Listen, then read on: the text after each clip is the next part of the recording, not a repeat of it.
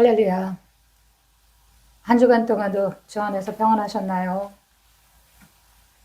오늘 은혜 받으실 하나님의 말씀은 요한복음 2장 19절 한 절입니다. 제가 읽겠습니다. 이 성전을 헐라 내가 사흘 동안에 일으키리라. 아멘. 하나님 감사합니다. 오늘도 하나님께서 허락하신 거룩한 주일 하나님 앞에 예배 올립니다. 주의 성령님 이 시간에 감동하심으로 함께 해주시고 주님의 말씀 가운데서 우리가 진리를 깨달을 수 있도록 도와주시고 생명 양식으로서 우리 영혼이 소생되고 또 강건해지는 은혜를 허락하여 주시옵소서. 주님께 이 시간을 맡겨드립니다. 예수님의 이름으로 기도드립니다. 아멘. 찬송 한 장 부르시겠습니다.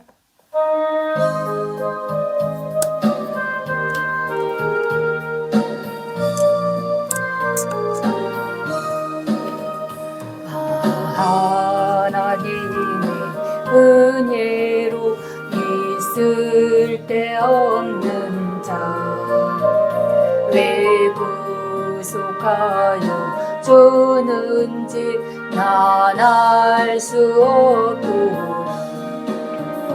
내가 믿고 또 의지하는 내 모든 형편 아시는 주님 보호해 주실 것을 나는 확실히 아네. 왜 내게 굳은 믿음과 또 복음 주셔서 내 마음이 항상 편한지 난 알 수 없고 믿고 또 의지하는 내 모든 형편 아시는 주님 보호해 주실 것을 나는 확실히 아네. 내게 성령 주셔서 내 마음을 감동해 주 예수 믿기 하는지 난 알 수 없고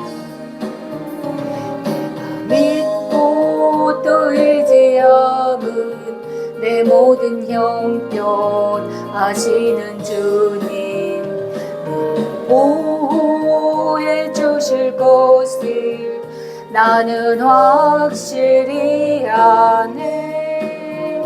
주 언제 강림하실지 혹밤에 혹낮에 또 주님 만날 그곳도 난 알 수 없구나. 내가 믿고 또 의지하는 내 모든 형편 아시는 주님 늘 보호해 주실 것을 나는 확실히 아네.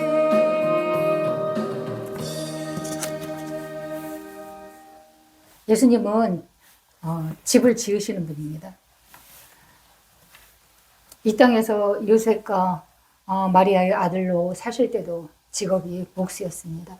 아버지 직업이 요셉의 직업이 목수였기 때문에 예수님도 또한 목수 일을 하고 사셨습니다. 우리보다 먼저 선택되어졌던 유대인들에게도 하나님께서는 새 집을 지어주시려고 이 성전을 헐라 내가 3일 동안에 세우리니 라고 말씀하신 것 같습니다. 우리가 눈으로 보이는 물질로 된 이 성전을 허물고 물질이 아닌 허물어지지 않는 신령한 집을 말한 것입니다. 지금도 예수님께서는 그 목수의 일을 감당하고 계십니다. 영적인 그런 목수의 일이죠.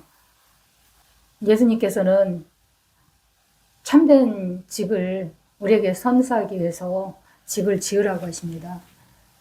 그 낡은 집을 먼저 싹 밀어버리고 뒤엎어버리는 것입니다. 그런 다음에 깨끗하게 치운 다음에 새 집을 그 위에다 지어야 되겠죠. 그렇지 않고 그냥 있는 상태에서 새 집을 짓는다면 정말 모양새가 정말 빠질 겁니다. 낡은 옷에다가 새 옷을 붙여서 옷을 만들면 이 옷도 못 쓰고 저 옷도 못 쓰죠. 둘 다 못 쓰게 됩니다. 천이 그리고 낡은 거는 찢어지죠. 옷을 만들 때도 헌 옷 위에 새천을 곁들여서 옷을 만들지 않습니다. 전에 있던 거는 싹 버리고 새천을 떠다가 새롭게 그 사이즈에 맞게 옷을 만들어 있는 것처럼 집도 마찬가지로 싹 밀어버리고 기존에 있던 낡은 벽돌, 지붕, 시설 이런 거 싹 밀어버리고 그 위에다 집을 지어야지 짓는 사람도 편하고 또 살기도 편하고 또 보기에도 괜찮죠. 하나님은 사람이 지은 건물에 사시지 않습니다. 예수님께서 제 이름을 부르시더라고요. 두꺼봐 두꺼봐라는 그런 어린이 동요가 있지 않습니까? 그 리듬으로 은수가 새 집 줄게 헌짓다오 이렇게 부르시더라고요. 노래를 하시는 거예요. 그러니까 친구처럼 아이들에게 하듯이 그렇게 저를 다루십니다. 그래서 제가 웃었어요. 네, 재밌잖아요. 예수님이 하시는 일이 저는 되게 재밌더라고요. 주의 사역이 어렵고 힘들고 맨날 그런 고단한 사역이라면 지쳐서 하기 어렵거든요. 그런데 예수님께서는 되게 친절하시고 또 친근감 있게 제 눈높이에 맞춰서 이렇게 놀아주시는 것처럼 그렇게 이끌어 주십니다. 그런데 한 번만 부르신 게 아니라 그 후에도 한 2번 정도 더 부르셨어요. 이 두꺼비 노래를 가지고. 새 집 줄 테니까 헌집 달라고 자꾸 하시더라고요. 그래서 이렇게 하나님께서는 친구처럼 친근하게 저에게 다가오셨지만 저는 초집중을 해서 하나님께서 이걸 무슨 의미를 주셨을까 저는 이제 고민하거든요. 그리고 이제 기도를 하죠. 제가 기도하는 방법은 2종류가 있습니다. 영으로 기도하는 거, 또 초집중하여 묵상으로 들어가는 거.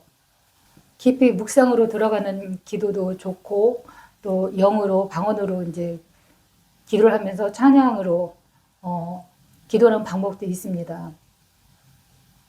근데 영으로 기도하면 확실히 가슴이 시원한 부분이 있습니다. 가슴이 뻥 뚫리는 것 같은 그런 느낌, 그리고 뭔지 처리된 그런 느낌이 있어서 저는 참 좋더라고요. 그래서 묵상을 하는데 하나님께서는 제 모습을 보고 계시죠. 아직도 더럽고 누추한 그런 부분들이 제게 많이 있는 것을 하나님께서는 알게 하신 거예요. 저는 이렇게 바꾸는 것이 어렵거든요.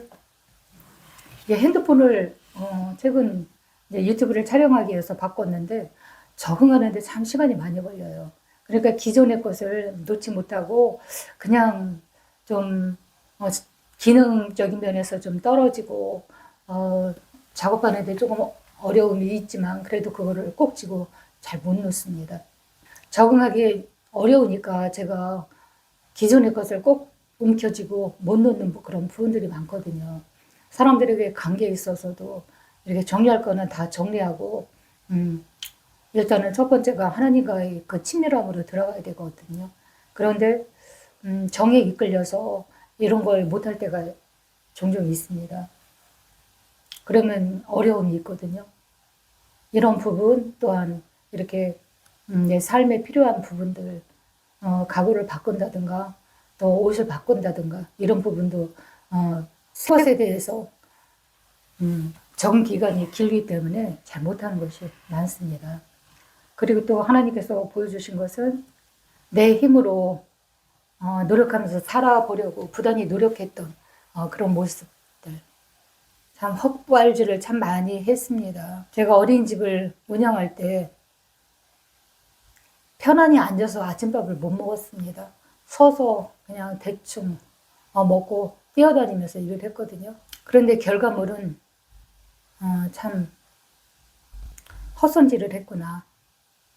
내 힘으로 아무리 애쓰고 노력해봤자 여호와께서 집을 세우지 아니하시면 세우는 자의 수고가 헛되며 여호와께서 성을 지키지 아니하시면 파수꾼의 깨어있음이 허사로다. 하나님께서 재물도 지켜주셔야지 그것이 유지가 되지. 지켜주지 않으시면 바람에 모든 바람에 티끌이 날아가는 것처럼 재물도 다 날아가는 그런 수가 있습니다. 너희는 먼저 그 나라와 그 의를 구하라. 그리하면 이 모든 것을 더하시리라. 이렇게 말씀하셨거든요. 하나님께서 원하시는 건 첫 번째 하나님과의 관계 회복입니다. 그런 다음에 재물은 보너스로 더해 주신다는 것입니다. 그런데 이 순서를 바꿔서 얼른 건물주가 돼야지 열심히 일하면 수고한 대가가 우리에게 주어집니다. 땀 흘린 만큼의 수고는 우리에게 주어집니다. 그래서 재물도 좀 모으는 듯 했지만 깨달아진 것은 그것이 중요한 게 아니라 너는 순서가 바뀌었다. 그리고 뒤집어 버리셨습니다. 그래서 세상적으로 봤을 때는 망했고 풍지박산이 난 것 같은 그런 상황들이 펼쳐졌지만 그것은 이렇게 헌집을 헐어버리고 새 집을 짓기 위한 하나님의 작업이셨고 또 그것을 이 오늘 본문의 말씀처럼 이 성전을 건물로 된 이 성전을 헐라 내가 3일 만에 새 집을 지으리니 라고 말씀하신 것처럼 우리의 삶 가운데도 각자에게 하나님께서는 기존의 집을 허물고 새 집을 지어주시기를 원하십니다. 또 저에게 보여주신 것이 있습니다. 폭파되는 것을 보여주셨어요. 낡고 오래된 허름한 집에 제가 있더라고요. 지금은 그런 집 볼 수도 없습니다. 이렇게 블록으로 담을 싼 그런 집. 지금은 시골 촌에 가면은 그런 낡은 집을 볼 수 있죠. 오래된 집. 그 집이 펑 소리를 요란하게 내면서 보일러가 터진 것입니다. 벽도 주저앉고 집이 왕창 다 무너져가지고 못 쓰게 되었더라고요. 그리고 밖에서는 앰뷸런스 차가 와서 밖에서는 앰뷸런스 차가 앵앵 소리를 내면서 오더라고요. 근데 사람이 다쳤어요. 그래서 들것에 실려서 실려 나가더라고요. 그리고 한편에서는 또 기자가 와서 그것을 카메라로 촬영을 하더라고요. 그런 장면을 이렇게 잠깐 동안 보여주셨는데 이것이 무슨 의미일까 또 저는 이제 집중을 하죠. 그런 걸 보여주시면은 이게 하나님께서는 내가 무엇을 깨닫게 원하시나 그리고 저는 이렇게 집중을 하게 됩니다. 이거는 영적인 저의 모습을 그대로 보여주신 거거든요. 앰뷸런스가 와서 들것에 실려 나간 사람은 다름 아닌 저 자신, 제 옛 자아가 이제 죽어서 실려 나가는 그런 장면을 보여주신 것입니다. 그리고 내가 안전하다, 편안하다, 그리고 주저앉아서 살고 있는 허름한 집은 한 방에 무너져서 주저앉고 만 것입니다. 또 그 옆에는 감찰 카메라가 찍고 있었거든요. 기자가 사진 촬영을 하는 것은 하나님의 감찰하심입니다. 하나님은 항상 여기 감찰 카메라를 두고 계시거든요. 저는 그것이 보입니다. 그래서 죄된 길로 약간 이렇게 빗나가고 싶은 마음이 인간인지라 있습니다. 그러면은 카메라가 딱 보입니다. 그러면 정신 차려갖고 이러면 안 되지. 그리고 자세를 바로 잡습니다. 그런데 여러분도 이런 감찰 카메라가 있는데 안 보일 뿐입니다. 이 감찰 카메라가 참 처음에는 불편하죠. 자유롭지 않아 보이잖아요. 그리고 보이지 않는 카메라가 제 마음을 촬영하고 있다는 것은 썩 기분 좋지는 않죠. 근데 이것에 또 적응하는데도 오래 시간이 걸리더라고요. 그런데 이것을 달리 생각하면 감사할 일입니다. 나를 감찰해 주시는 하나님은 나를 보호하기 위해서 카메라를 가동하고 계신 것이잖아요. 그러니까 현미경으로 들여다보면 우리 눈으로 육안으로 볼 수 없는 것들이 다 보이는 것처럼 그 현미경으로 하나하나 일거수일투족을 다 보고 계시고 바로 잡아갈 수 있도록 하나님께서는 이끌어 가시더라고요. 그래서 자유가 없는 것 같지만 자유합니다. 주 안에서의 자유가 안전한 자유거든요. 우리는 자유를 누구나 갈망을 하죠. 하지만 우리가 갈구하는 자유는 간섭받지 않는 방종에 가까운 그런 자유이기가 쉬워요. 하나님의 틀에 이게 기준에 딱 맞춰 봤을 때 그렇습니다. 내 기준과 내 틀로 추구하는 그런 자유는 그냥 제멋대로 사는 거 그것이더라고요. 저에게는 그렇습니다.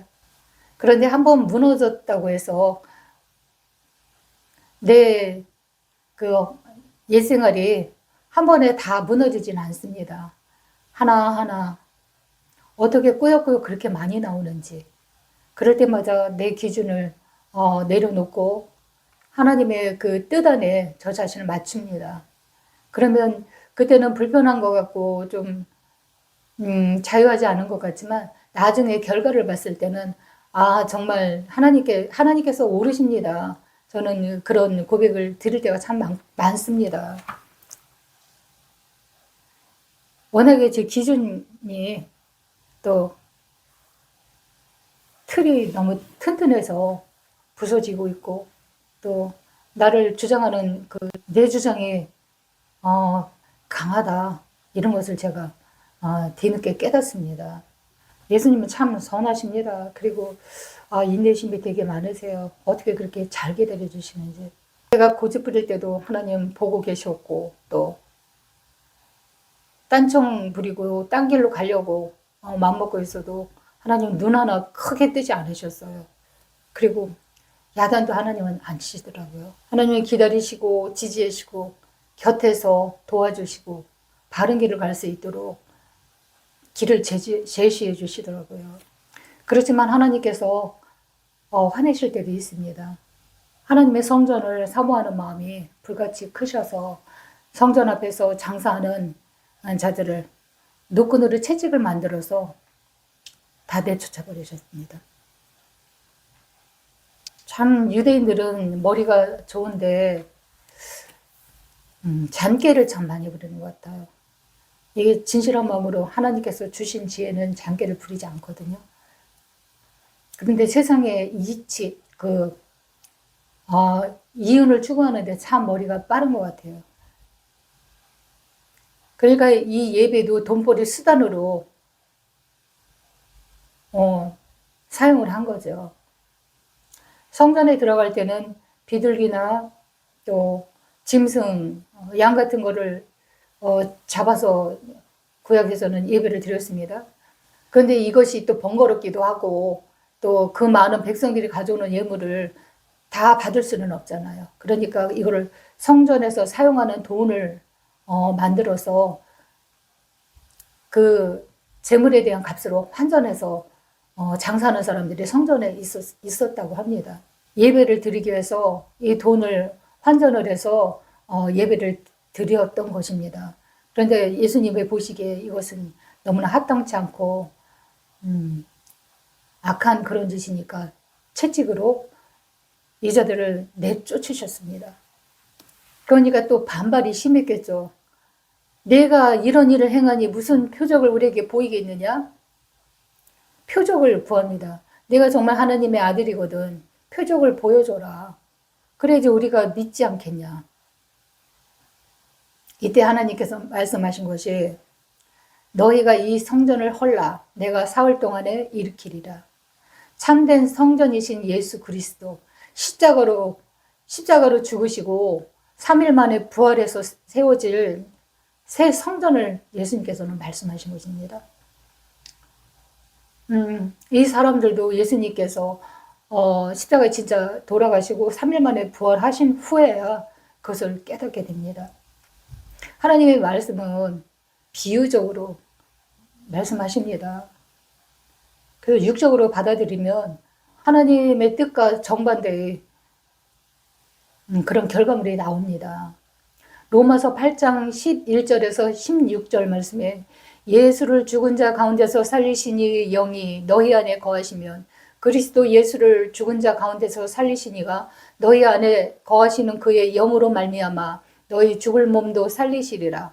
너희가 육신대로 살면 반드시 죽을 것이로되 영으로서 몸의 행실을 죽이면 살리니. 무릇 하나님의 영으로 인도함을 받는 사람은 곧 하나님의 아들이라. 너희는 다시 무서워하는 종의 영을 받지 아니하고 양자의 영을 받았으므로 우리가 아바 아버지라 부르짖느니라. 성령이 친히 우리의 영과 더불어 우리가 하나님의 자녀인 것을 증언하시나니. 육으로 행하는 것은 죽음으로 가는 것입니다. 살리는 것은 성령이십니다. 물질을 추구하는 그런 사람의 시각으로 봤을 때는 성전을 아름답게 지으면 하나님께서 그곳에 와서 우리의 예배를 받아주시겠지, 그리고 복 주시겠지라고 생각하지만 하나님께서 원하시는 것은 그것이 아닙니다. 하나님께서 우리에게 원하시는 것은 딱 한 가지밖에 없습니다. 너의 마음을 달라. 그 말씀이십니다. 이 마음도 없이 소 잡고 양 잡고 또 돈으로 환산해서 하나님께 드리는 예물은 하나님께서 역겹다고 하십니다. 하나님께서 기뻐하시는 다윗은 하나님께 성전을 그렇게 지어드리고 싶어 했습니다. 하나님을 사모하니까 성전을 지어드리고 싶은 것이죠. 그래서 하나님께서는 아니다. 너는 손에 피를 너무 많이 흘렸으므로 너는 내가 지어주는 성전은 내가 허락하지 아니한다 하셨습니다. 그래서 그의 아들 솔로몬이 성전을 하나님께 지어드렸습니다. 그것이 첫 번째 솔로몬 성전이고, 이 성전이 바벨론의 침략으로 다 허물어지고 두 번째로 재건을 합니다. 그것이 스룹바벨 성전이었고, 그런데 예수님 당시 왕이 헤롯 대왕이었습니다. 헤롯은 이방인이거든요. 이두메 사람. 이두메 사람이 왕을 하다 보니까 권위가 안 씁니다. 유대인들은 이방인들에 대해서 굉장히 배타적이지 않습니까? 그러니까 이두메 사람 이 헤롯 대왕은 유대인들의 마음을 사고자 성전을 세워줍니다. 46년 동안이나 걸려서 성전을 지었으니 얼마나 공을 많이 들인 것입니까? 최고의 그런 재질로 또 아름답게 지었을 것입니다. 그런데 예수님께서는 이것을 헐라 내가 새 성전을 지어주겠다라고 말씀하셨으니까 이해하기가 참 어려운 거죠. 영적인 말씀을 하셨으니까. 우리도 성령님께서 이런 계시의 말씀을 깨닫게 해주지 않으시면 우리도 또한 맹인과 같이 보고도 모르고 들어도 무슨 말인지 잘 모릅니다. 어디서 와서 왜 살며 또 죽으면 어디로 가는지 알지 못하고 그렇게 살아왔습니다. 우리는 어디서 왔습니까? 본향은 천국입니다. 왜 살까요? 에덴에서 살아야 될 그런 사람들이었죠. 그런데 에덴에서 죄를 짓기 때문에 쫓겨났습니다. 또 어디를 가는지 알지 못하고 살았지만 지금은 압니다. 어디로 갑니까? 천국을 향해서 한 걸음 한 걸음 나가는 것입니다. 이럴 때 우리는 하나님 앞에 영적 기도를 해야 되는 것입니다. 사람의 힘으로는 천국에 절대로 못 가거든요. 천국은 죄가 조금이라도 있는 사람은 들어가지 못합니다. 그렇기 때문에 죄를 씻고 그럴 때 하나님께서 받아주시는 것이지 내가 가고 싶다고 해서 가는 곳이 천국이 절대 아닙니다. 첫 번째로 우리가 하나님 앞에 고백해야 될 것은 저는 죄인입니다. 죄를 지어서도 죄인이지만 그것보다는 원초적인 그런 죄의 문제, 원죄라는 것이 있습니다. 그 원죄는 교만입니다. 나도 하나님처럼 되고 싶다는 마음이 우리 마음 가운데 있습니다. 최고가 되기 위해서 돈도 벌고, 에덴에서 아담이 처음 사람으로 만들어졌을 때 바로 들어온 것이 뱀이지 않습니까? 그리고 유혹을 했죠. 아담은 완벽하게 하나님께서 만드셨지만 그 성숙함은 없었던 상태라고 할 수 있을 것 같아요. 왜냐하면 많은 경험과 학습을 통해서 성장 과정을 통해서 사람이 다듬어지고 그럼 그 다음에 이제 성품이 채워지고 그렇게 되는 건데 이 경험되지 않고 학습도 안 되어진 그냥 몸만 성숙한 그런 성인으로 지어진 아담에게 그 뱀의 유혹은 달콤하지요. 너도 눈이 밝아져. 저 선악과를 따먹으면 눈이 밝아져서 너도 하나님처럼 되는 거야. 이렇게 말했을 때 아무런 그거에 대한 말에 대한 그런 대비가 없었던 그 하와는 넘어갈 수밖에 없죠. 그 원죄의 죄성이 지금도 대대로 물려내려와가지고 우리 속엔 죄성이 있습니다. 에덴에서 아담과 하와를 꼬였던 죄짓게 만들었던 그 사단은 아직도 그 전략을 바꾸지 않았습니다. 계속해서 6천년 동안 인간을 깨워서 자기 곳으로 데리고 가려고 계속 작업을 겁니다. 하나님 자신을 나타내 주셨을 때 나는 나다 스스로 있는 자라고 모세에게 하나님께서 말씀하셨죠. 그래서 I am I는 하나님을 뜻하는 말입니다. 그런데 어떻습니까? 사단은 너도 하나님처럼 되는 거야. 에덴에서 했던 말을 지금도 여전히 하고 있거든요. 사람들은 그 원죄 죄성이 있기 때문에 그렇게 말하면 우쭐하고 내가 뭐나 된 듯이 하나님같이 되려고 된 것처럼 높은 자리를 차지하게 됩니다. 지금 BTS나 다른 연예인들이 추구하는 것이 그것입니다. 그 노래의 스토리를 보면 자신감을 불러일으켜주죠. 너무 선하게 느껴질 수도 있겠지만 영적으로 봤을 때는 나는 나다. 내가 신이다. 이걸 주장하는 거거든요. 옛날에 비틀즈라는 가수가 있었죠. 그 가수가 주장하는 것이 영에이지 운동이지 않습니까? 내가 신이다. 이거예요. I am I. 계속해서 인간은 하나님을 도전하고 내가 신이라고 이렇게 하나님과 견주는 그런 마음을 끝없이 갖고 왔습니다. 이것이 사단의 전략인데 우리는 그 유혹에서 여전히 빠져나오지 못하고 있습니다.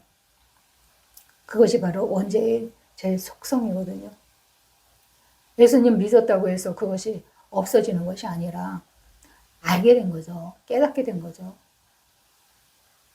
그러니까 십자가에 그 죄를 못 박으라 라고 말씀하시는 것입니다. 그래서 하나님을 정말 나의 구주로 나의 하나님으로 모셔드리는 사람들은 나는 죄인입니다라는 첫 번째 고백이 반드시 있습니다.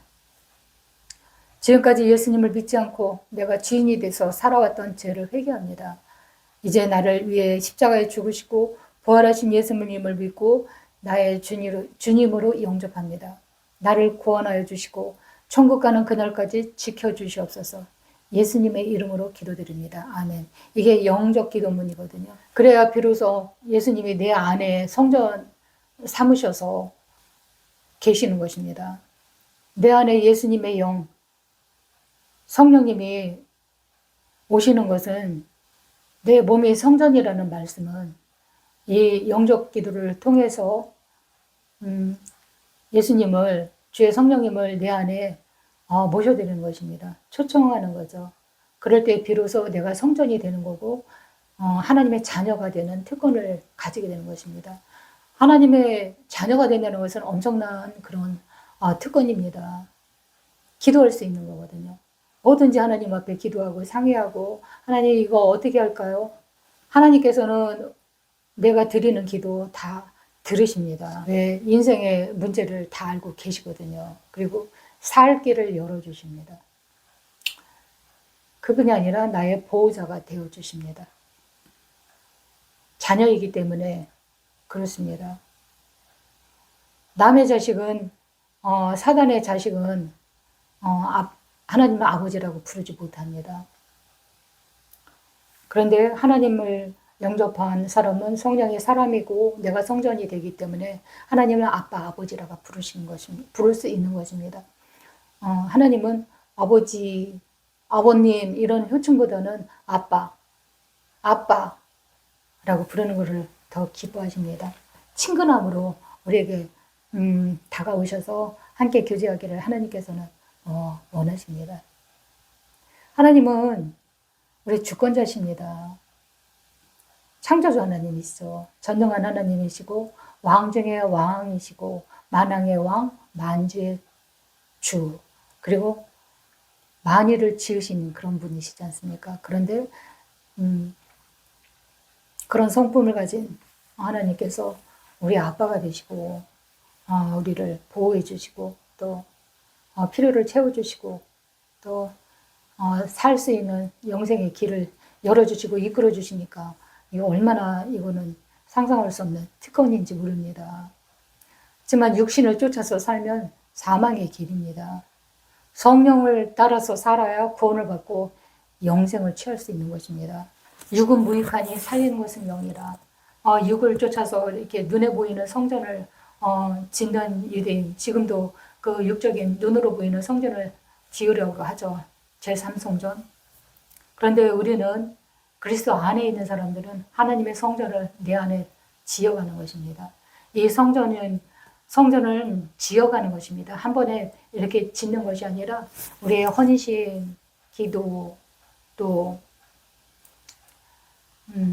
충성, 믿음 이런 걸로 우리 선한 행실로 한 장 한 장 벽돌을 쌓아 올리듯이 하나님의 성전을 지어가는 것입니다. 하나님의 계획은 철저하십니다. 하나님은 설계도를 딱 그려놓고 그것대로 착착 진행하시지 정신없이 질서 없이 마구마구 이렇게 지어가고 너는 구원, 너는 지옥 이런 하나님이 아니십니다. 즉흥적이지 않으십니다. 창세기, 그 다음에 출애굽기, 레위기입니다. 레위기는 그 제사법에서 나오는데 뭐를 가리키느냐면 내 마음을 다하고 또 내 정성을 다하고 성품을 다하고 힘을 다하여서 하나님을 사랑하라. 사랑을 실천하는 것을 그런 레위기 형식을 제사의 형식을 빌어서 하나님께서 우리에게 가르쳐 주신 것입니다. 제물을 하나님 앞에 드릴 때도 두 가지 제물이 있는 것입니다. 번제물을 하나님께 태워서 드리는 그런 번제사가 있고 그 다음에 또 화목의 제사라는 것도 있습니다. 이 화목제는 기름과 내장만 이렇게 하나님 앞에 태워서 향기를 올려드리고 그 나머지 고기들 이거는 사람들과 같이 나눠 먹는 친교의 그런 화목 제사입니다. 신약에서 이제 예수님으로 인해서 레위기가 완성이 됩니다. 사랑의 법으로 완성이 되는데 하나님을 사랑하라. 그리고 내 이웃을 내 몸과 같이 사랑하라. 이거로써 레위기가 완성이 되는 것입니다. 율법이, 구약의 율법이 예수님께서 십자가로 우리 대신 죄를 짊어지고 죽어주시고 또 3일 만에 부활하심으로 완성이 되신 것입니다. 성전은 이미 완성이 된 겁니다. 우리는 하나님께서 기뻐하시는 성전이 되어야 됩니다. 그 성전을 지어가야 됩니다. 그러기 위해서는 예루살렘에 있는 서쪽 벽이 아직도 허물어지지 않고 있는 것처럼 우리의 마음 가운데도 그 서쪽 벽 같은 그런 치워버려야 될 벽이 있습니다. 그것이 무엇인지 우리는 감지를 해야 됩니다. 우리 마음 깊은 속에는 우리가 알지 못하는 것도 있고 또 하나님과 나만 아는 그런 비밀스러운 그런 죄도 있습니다. 하나님 앞에서 감추기시지만 감출 수가 없거든요. 의면한 중에 하는 것도 하나님은 다 보고 계시기 때문에 그렇습니다. 걱정, 자식에 대한 걱정이 제일 클 수도 있고 또 생각으로 들어오는 음란한 생각, 또 분노하는 마음, 혈기부림, 사람을 업신여기고 또한 나 또한 업신여김 당하고 소외되고 거절받는 그런 것에 대한 아픔, 육신의 질고 또 실패감으로 낭망하고 그런 마음 때문에 이런 것이 반복되다 보면 우리가 자존감이 낮아지거든요. 이 자존감은 세워야 됩니다. 하지만 자존심은 버려야 됩니다. 쓸데없는 자존심 부리면 자기에게 유익이 없습니다.